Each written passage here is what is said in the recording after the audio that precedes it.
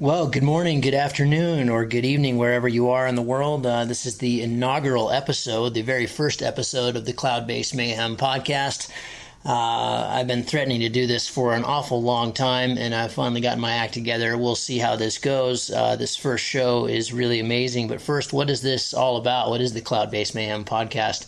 It basically was born out of a hope to kind of disperse knowledge about all things free flight. So, acro, cross country, whatever you fly, I think this will be very valuable to you. The reason this kind of sparked my interest in doing it to begin with was my first World Cup that I ever flew in was here in the hometown of Sun Valley in 2012. And after the comp, it was the first time I'd ever flown a comp wing. It was the first time I'd ever really raced with guys and gals who were incredibly talented pilots. And after the race, we had an open distance competition here and had really bad weather, couldn't fly much at all. And instead of just wasting the time and going biking every day, a lot of the real legends in our sport got up and gave some really amazing talks about how to eat and how to hydrate and how to think big and basically how to fly big distances. And, you know, we heard from Matt Beechner and Nate Scales and Nick Grease and Russ Ogden and Bill Belcourt, and it was just incredible. You know, we have resources like Cross Country Magazine and hang gliding and paragliding and other resources, but it was just so much information condensed into a really small time frame, and I think everybody that was there, that was lucky enough to be there, was just blown away. And I thought, God, wouldn't this be amazing to disperse this to the wider flying audience, whether you're expert or novice like I was. I just found that I got so much out of it. One of the podcasts I listen to all the time is the Tim Ferriss podcast, and he kind of tries to dissect excellence and provide it to layman, and that's what this podcast is all about. I'm going to try to interview the really exceptional pilots, whether they be hang gliders or paragliders or what have you, in our little fringe sport, and try to disperse that knowledge. The first guest I have with us is Bill Belcourt. It actually wasn't a guest for the podcast, but he's given me the okay to put this out live. When we were filming 500 Miles to Nowhere, we stopped by Black Diamond. He's the director of research and development there at Black Diamond, and if you've seen the film, you know that there's a couple lines in that film that are just phenomenal. Of course, they came from Bill, our little Yoda of the sport. And but what many of you probably don't know is that we sat down with him for over an hour and a half, and I asked him all kinds of things about throwing a reserve and what the concept of bringing it means, and how do you fly big aesthetic lines, and risk and reward and safety and gear and equipment, and where paragliding came from and where it's going, and two-liners, and the list just goes on and on and on. It was just this insane course in free flight that we luckily recorded it. We had the red cameras going. I'll have to apologize for some of the sound. There's a lot of kind of a fan sound coming off one of the cameras, but I've kind of put this together and edited a bit, and I hope you enjoy. So without further ado, here is Bill Belcourt, the legend.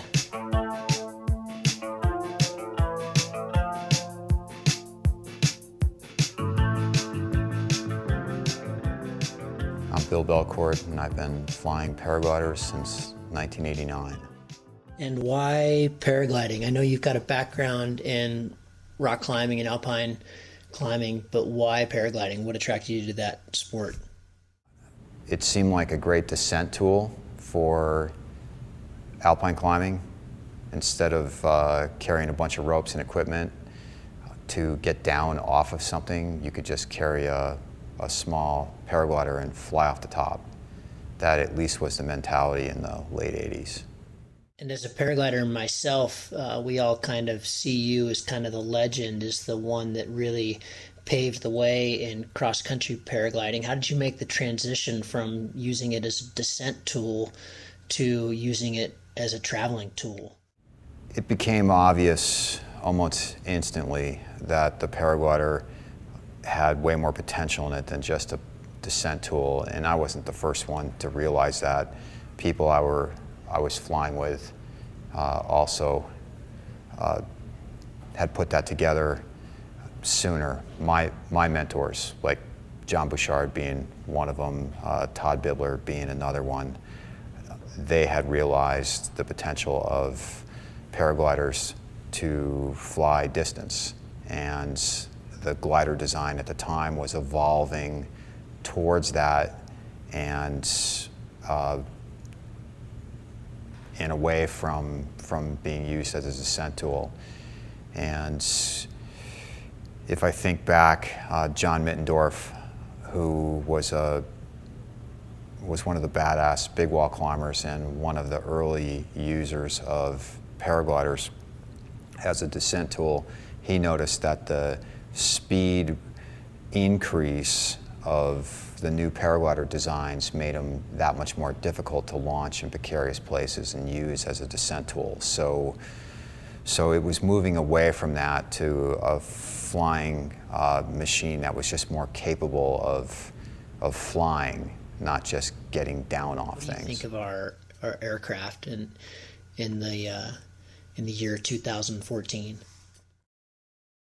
Well, what I think of a paraglider now is I'm constantly amazed by the technology's ability to continue to evolve, and that's a credit to the companies making paragliders. I remember thinking in the 90s, oh, these things are as good as they're going to get, and even as much as 5 or 6 years ago, that they're as good as they're going to get, and now we're just going to see incremental gain. And then there's another breakthrough, like the two-liner, and they just get better. So I've been proven wrong enough to know that they'll just continue to get better. And the amazing thing about it is it's still basically Dacron or nylon fabric and string, and they just can fold up and fit into a pack and still do incredible things, more incredible things than ever before.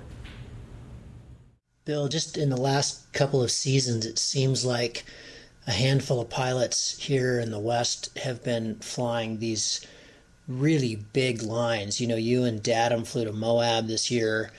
All these records went down last year and this year. What do you attribute that to? What's going on? Is it just wing design?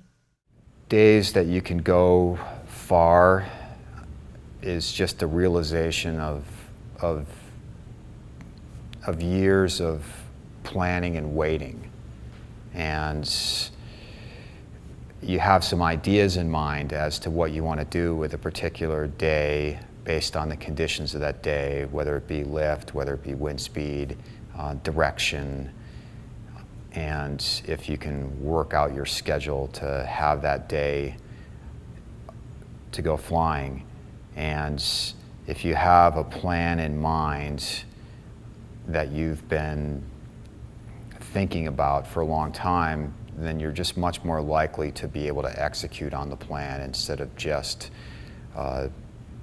randomly coming up with something while you're in the air. And trying to think big and trying to see the day coming, have a plan in place for the day, which is always subject to change, but it means you're just more likely to pull it off.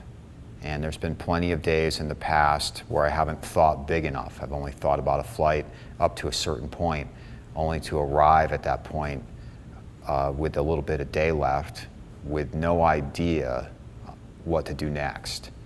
And now I just try to look out as far as possible on those potential flights, knowing that they can go better than expected, they can go worse than expected, and you should be mentally prepared for both, and that is just have a plan. And are you able to identify those days in advance, or is this something that you're seeing in the air? And how do you have a plan for the difference, or how do you adjust to that difference? You can identify only so much in advance, and you have a plan and a couple of contingencies. And then based on the day that you get, you can adjust. And if you've thought about a big flight in a variety of different ways, then you always have a contingency. You always have an idea of what else you can do with a day besides what you thought might be what you were doing, if that makes any sense. And you just have to have looked at a lot of maps, and you have to have given it a lot of thought, talked it over with your flying buddies at times, and then when the conditions present themselves, even when they're in the air, the solutions are obvious. Last year at the World Cup, you talked about the concept of bringing it. Can you speak for a moment about risk? What that meant to me was that if you're thinking about flying big, you can't be thinking about landing and being tired or being dehydrated. Bringing it meant willing to put yourself in compromised places and having the skills and having the mental acuity to deal with it. Can you talk about that a bit? Yeah, what I meant on bringing it, which is basically bringing a mental attitude, a mental focus, a degree of commitment to the flight, and staying on the offensive. And it's another way of putting it is you can fly, offensively, or you can fly defensively. And a defensive position in flying is has to happen at times, but if you can keep mentally on the offensive, you can be pushing it. You could be going for what's next, and knowing that you'll have to ultimately switch at times between flying offensive and flying defensively based on the conditions that present themselves. But you always have to be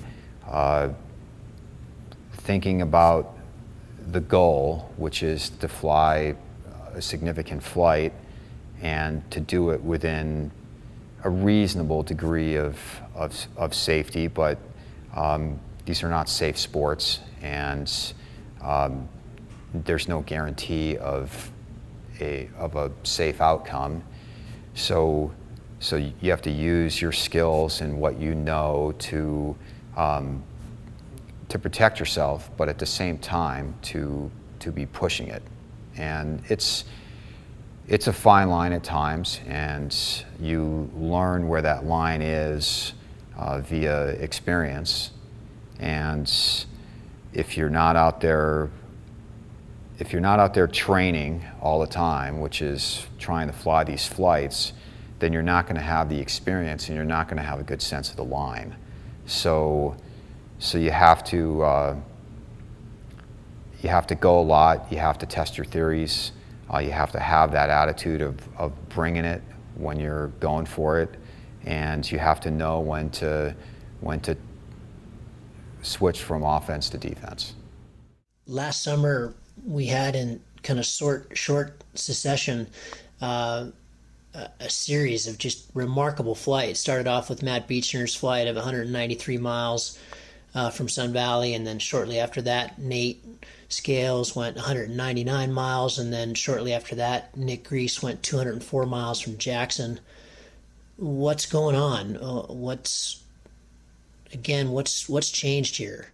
Well, I think the reason those big flights were happening was there's a few reasons. One being we're a fairly tight group of friends.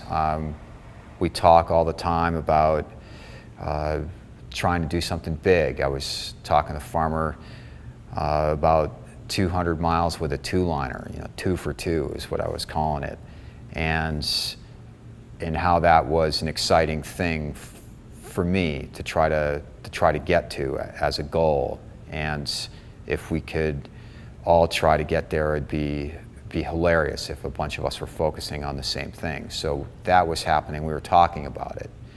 And then the competition scene had dramatically changed with the banning of open class gliders in most every competition in the world. And the fact that to me was a signal that there was a bit of an end to the amount of freedom that we had when we were flying competitions. And in order to experience something similar, we were just going to have to switch gears, no longer focus as much on race to goal competitions and start to focus on big mountain free flying. And I saw evidence of that in other sports, for instance. For years in skiing, in the type of skiing that we're into, which is backcountry, it's gone away from safer lines in the trees. It's gone away for years now from ski racing, which when I started skiing, it seemed like that was everybody's focus. And now you see more people just riding big lines in the mountains. And I took a little from that in my shift in focus from flying competitions to just trying to fly big lines in the mountains. Because as an alpinist, you're looking for cool lines to climb. They don't have to be the biggest or the longest. And you're just looking for an aesthetic aspect, a commitment, something that's just inspiring to you personally. And you try to find something that reflects those qualities when you're out looking for something new to climb. And with flying, I see it much the same way. It's not the longest line, it's not the records really. It's trying to find an aesthetic line to fly that is personally inspiring. So you just focus on that. Do you think these big lines, is there a maximum? Is it just going to keep going? Is there a maximum? It depends on what the definition of maximum is. If the only metric you're using is kilometers, then yeah, sure, there's probably a maximum. But if the metric that you're using to judge the quality of a flight is something other than just ultimate kilometers, then there is none. You know, there's cooler lines to fly. There's just deeper lines, more spectacular positions to be in. And that, in my mind, is the number one quality I'm looking for. I'm not necessarily looking for just measuring it, the quality of a flight, by the distance of the flight. Have we touched the surface? You know, I know in the Alps, most, if not all, the lines have been done, but have we touched the surface here in the Intermountain West? We're scratching the surface as far as big lines go in the States. I use a climbing analogy to describe this. When people ask me about paragliding and what I'm doing with a paraglider, and I say, I feel like George Low in the Canadian Rockies in the 70s. And that is, if you look at the significant ascents done in the Rockies in the 70s, George Low is usually the man to have done them with various partners. And it's a really great place to be if you realize that you're there.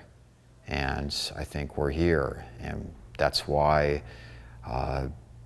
we're having such good success, because a lot of this hasn't been done before, and to be there to do it and to figure it out is a very special time. Have you ever been hurt paragliding? Have ever been hurt paragliding? I tell people I only broke my neck once. So yes, I have been hurt paragliding, and I did break my neck crashing a paraglider in a competition. And did you throw your reserve? No, I was too low to throw the reserve. I just had one reflexive shot at recovering the glider, and did so for the most part, but didn't have the glide away from the hill as the glider was recovering, and ended up, tumbling across the terrain. And at the time, I had one of those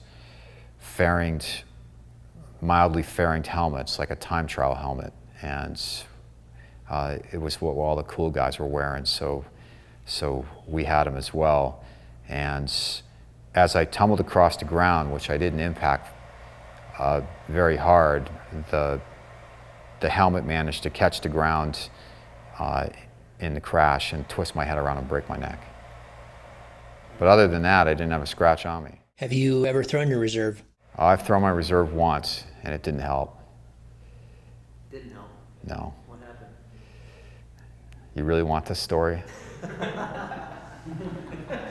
Off the record. Okay, you can have it on the record.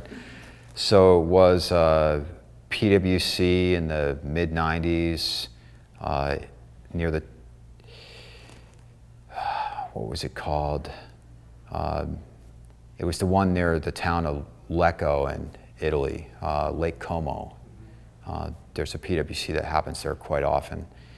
And it was, I don't know, maybe the second or the third task, and there were some signs of vertical development earlier in the day, but then it just grayed over. So anything we saw had become embedded. And while we were seeing the vertical in other valleys, when it grayed over, we didn't notice the vertical in the valley that we were in. And I was flying with Dave Bridges, who's an old buddy and a two-time national champion who was, killed with Alex Lowe on Shishapangma in '99. And Dave and I were maybe 5K from goal with 3/4 of the field over the town of Lecco when the cumulonimbus above us, embedded in the gray, dropped out.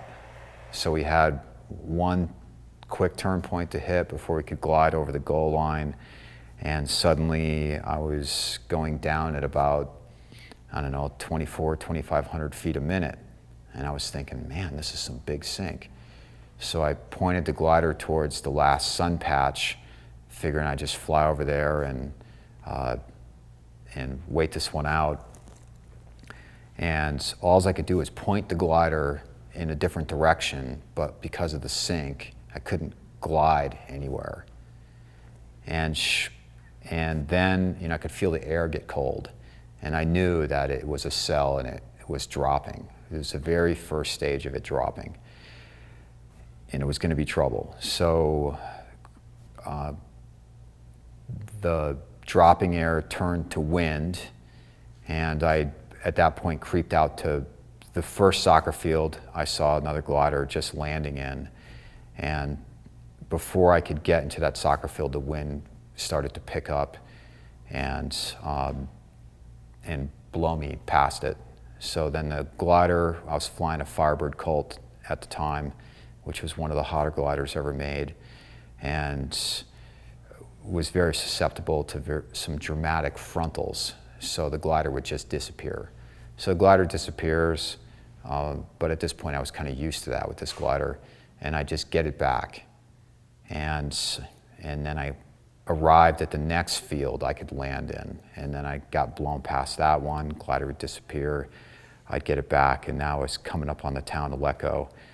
And I said to myself, if the glider blows up one more time, I'm just gonna toss it. So at this point, I'm maybe a few hundred feet, the glider blows up one more time, I just instantly tossed the reserve as the glider recovers in a steep spiral within asymmetric. And the reserve weather vanes behind me, but doesn't come out of the envelope. So I can't reach the bridle because it's just right behind me as I'm in the spiral from the glider. So I just go back to the glider and I recover the glider into the wind at rooftop level. And at this point, it's raining, lightning, hail, and for a moment everything stops, and I just see this rooftop to my right. Glider comes into the wind, everything stops, and then the reserve opens. So the reserve just opens like a gunshot and starts dragging me at a high rate of speed through the neighborhood. And I'm still off the ground. So in a moment later, I get pasted against this chain link fence, which was good. It was like, because it had a lot of flex to it. So I just hit the fence, it flexes, and I grab onto it, and the reserve is on the other side of the fence, and it's just pulsing with the wind, and the wind is blowing at like 40 miles an hour. So this reserve's pulsing with the wind, and I've got my hands through the chain link like this, and I've wormed my toes underneath the bottom of the fence. And so I was climbing a lot at the time, and I was really strong. I could do one arm pull up with either hand. And so I'm thinking, nothing's getting me off this fence. I don't care how hard it blows. And so the wind's just pulsing, and the posts for the fence are in asphalt. And then I'm looking at the post, because the fence is flexing a lot, and the concrete cylinders are starting to crack the asphalt and come out of the ground on either side of me. So it's just splintering, and I'm seeing the cylinders just kind of start rising on the two posts, and I'm going, no.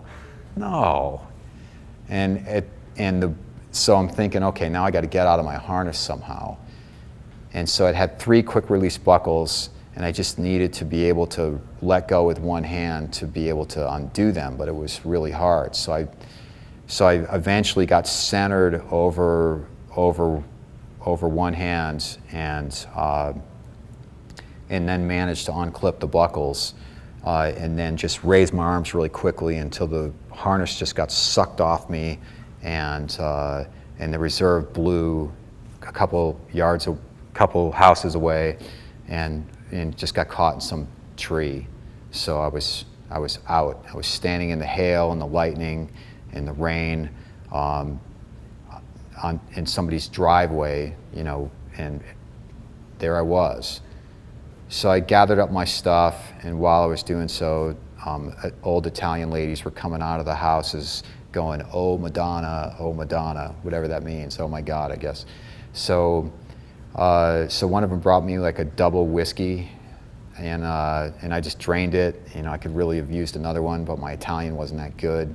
And then she opened the garage for me to stand in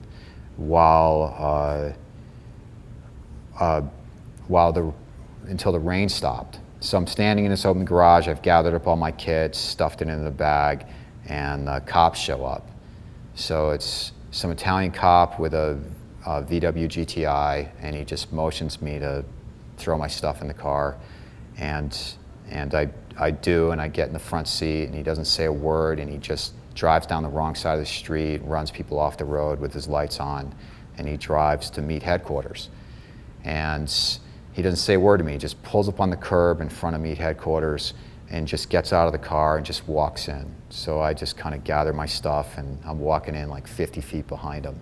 And he finds the meet organizer, and he just starts laying into him in Italian. And there's a lot of hand waving going on and a lot of yelling, and then the cop just leaves, and there I am, and I just check in, and that was it. But the reserve didn't help me that day, and I haven't thrown it since. So that's my one reserve. Bill, can you compare the flying here in the American West to other places in the world? I know you've flown comps all over the world, and you've flown in Europe a lot. What are the major differences between the flights that we do here versus other places that you've flown? Flying in the U.S. versus Europe, U.S. it's burlier. There's more winds. I think the thermals are rougher. Being on the speed bar for any length of time requires a lot more glider management. I've just been amazed at times in Europe where I could be well into the speed bar in a really calm piece of air, and just being shocked by how calm it was between thermals. And obviously there's no place very remote in Europe. You're going to find roads and cell service virtually everywhere. And in the States, as indicated by Guy Anderson's Sun Valley experience, there's a lot of places that you can be where there's no cell coverage, and there's going to be you're going to be difficult to find if something should go wrong and you're out of communication. So when you're flying in the West, you're largely on your own, and there's also there's mountain lions, there's bears, there's rattlesnakes. There's usually more wind. So there's a lot that can present additional challenges when you fly in the West versus Europe. Do those changes that you just talked about, does that impact your kit? Tell me a little bit about what you carry when you do, say, big flights on the Uintas or in the Wasatch or other places that you've flown in the American West. Do you carry different things in your harness than you do in other parts of the world here?